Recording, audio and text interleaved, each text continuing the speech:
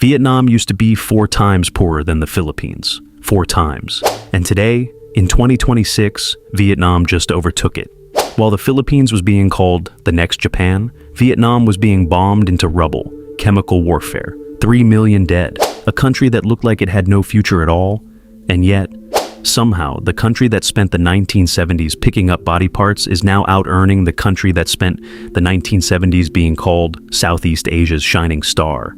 How does that happen? I've been to the Philippines, I've walked its markets, sat in its traffic, talked to its people. The talent is real, the hustle is real. So this isn't a story about a country that couldn't. This is a story about a country that was never allowed to.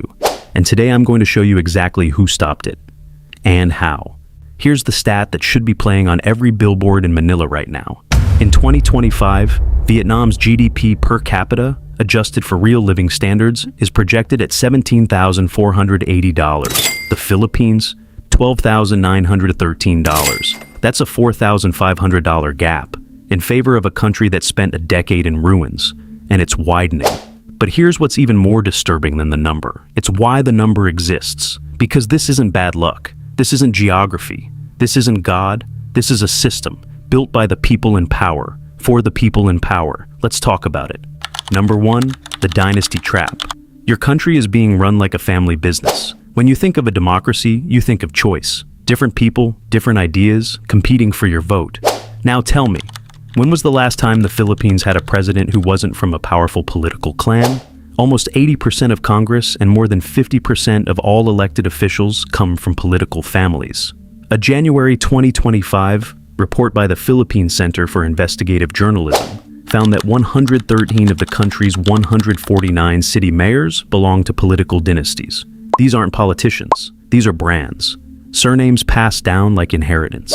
And the people at the bottom keep voting for the same names because the system gives them no other option. A 2024 national survey found that 1 in 2 Filipinos believe dynasty politicians are more likely to be corrupt. Only 16% disagreed. Half the country knows the system is rigged, and the system doesn't care. But if everyone knows the system is rigged, why does it keep winning? Hold that question. We'll come back to it at the end. First, let's follow the money. Number 2, the budget theft. Your roads, schools, and hospitals are being looted. When a government collects your taxes, those funds are supposed to build things: roads, schools, hospitals. In the Philippines, a significant portion of that money never arrives. The World Bank, the Office of the Ombudsman, and a 2019 Department of Justice study all estimate that at least 20% of the national budget is lost to corruption every single year. The 2024 national budget was 5.678 trillion pesos. At 20%, that's over 1 trillion pesos. Gone. Between 2023 and 2025 alone, according to Philippine Finance Secretary Ralph Recto, in a Senate budget hearing, as much as 70% of the flood control budget was lost to corruption, amounting to $2 billion. Flood control, in a country hit by an average of 20 typhoons a year. While communities drowned, politicians were building mansions. The 2024 Corruption Perceptions Index scored the Philippines 33 out of 100, ranking it 114th among 180 countries. Singapore scores 83. Same region, same ocean. Completely different world. Number 3, the economic strategy that guaranteed mediocrity. When Vietnam rebuilt after the war, it made a deliberate choice: manufacturing. Export-led, factory-driven, supply chain integrated manufacturing.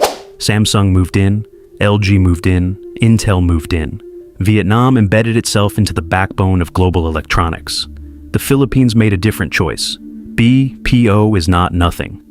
The Philippines OFWs sent home $38.5 billion in remittances in 2024, and the BPO sector contributed another $38 billion in service exports.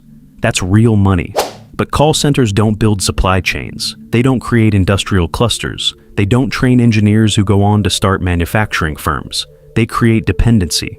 From 2010 to 2023, Vietnam accumulated $168 billion in FDI inflows, compared to the Philippines' $107 billion, a $61 billion difference in 13 years.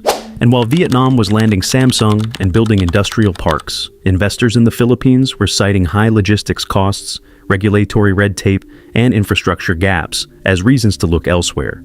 We'll get to exactly what that means in a moment. Number 4. The talent exodus. The best minds leave, the system lets them. Here's something that doesn't get talked about enough. According to OECD migration data, the Philippines ranks third in the world for its educated diaspora. Approximately 1.89 million highly educated Filipinos living in OECD countries. As of the most recent data available, only India and China send more. In 2024, approximately 2.47 million Filipinos left to work overseas, more than any previous year on record. Filipino nurses earn almost 13 times more in the United States than they would at home. 13 times. Would you stay?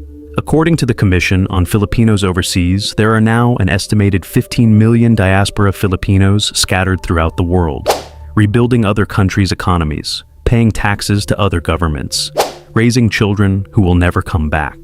And the government's response? Institutionalize it. The Philippine Overseas Employment Administration was established in 1974, converting labor export into official national policy. They built a government agency to help their best people leave faster. That is not a development strategy. That is a surrender. And back home, the infrastructure those people could have built never gets built either. Number 5. Geography used as an excuse. 7,641 islands. One very convenient alibi.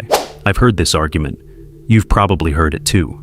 But the Philippines is an archipelago, 7,641 islands. Of course, infrastructure is hard. Fair, that's a real challenge. But Indonesia is also an archipelago, 17,000 islands. And Indonesia built it anyway. Investors consistently cite high logistics costs, port decongestion, inadequate inter-island connectivity, and aging road and rail systems. The infrastructure gap isn't a geography problem, it's a governance problem. When at least 20% of your budget disappears every year, you don't get infrastructure. You get ghost projects. Industrial electricity in the Philippines costs 16 cents to 18 cents per kilowatt hour, nearly double Vietnam's 8 cents to 10 cents. That single fact pushes manufacturer after manufacturer to cross the border. The geography didn't do that. The people running the energy sector did. Number 6, the Padrino system. Merit is optional.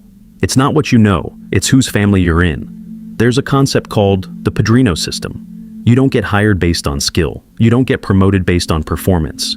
You get ahead based on who your family knows, which political clan your father supports. Imagine your best engineers can't get contracts because those contracts go to the politician's nephew. Imagine your brightest policy minds are locked out of government because positions are reserved for loyal clan members. This is how mediocrity gets institutionalized. This is how corruption becomes the default setting of an economy. 86% of Filipinos regard government corruption as a major concern. 19% of public service users admit to paying bribes within the past year. Almost 1 in 5, just to access basic services. And yet, the machine keeps winning, not despite the poverty it creates, because of it. That's reason 7. Number 7, the vote-buying machine. Democracy, except you can buy it. You'd think elections would be the correction, that people would vote the dynasties out. But the machine has an answer for that too. In the 2025 elections, Comelec issued 200 show-cause orders over allegations of vote-buying and abuse of state resources. The EU Election Observation Mission described vote-buying in the Philippines as endemic and well-entrenched. Violators are rarely punished. Here's how the loop works. The dynasty steals from the budget. With stolen money, they fund community programs, cash handouts, bags of rice before election day. And the people who are poor because of the dynasty, they vote for the dynasty. Because when you're hungry, a bag of rice in your hand beats a promise on a poster. This is not stupidity. This is a trap, designed by people who benefit from keeping others poor enough to be bought. And until that trap is broken, nothing else changes. So here's where we land. The Philippines is not struggling because it lacks talent. It's not struggling because of bad luck or geography or history. It's struggling because of a system, interlocking, self-reinforcing, and deliberately designed to survive reform. The dynasties control the votes control the budget funds the dynasties, and the cycle starts over, while the people with the most to offer quietly board a plane. Vietnam broke its cycle through industrial policy, foreign investment, and state direction. Imperfect, but deliberate. The Philippines never made that choice, because the people in power were already getting rich without it. The hard truth is this. The Philippines doesn't have an economic problem. It has a political one. Political problems require political solutions, which means elections, accountability, and breaking a machine that has been engineered, expertly, to outlast scrutiny and outlast reform. The potential is real. I've seen it, but potential doesn't build economies. Systems do. And right now, the system is working perfectly, just not for the people who need it most. If this made you think or made you angry, share it. Because the first step to changing a broken system is making sure people can see it clearly. This is Global Pulse.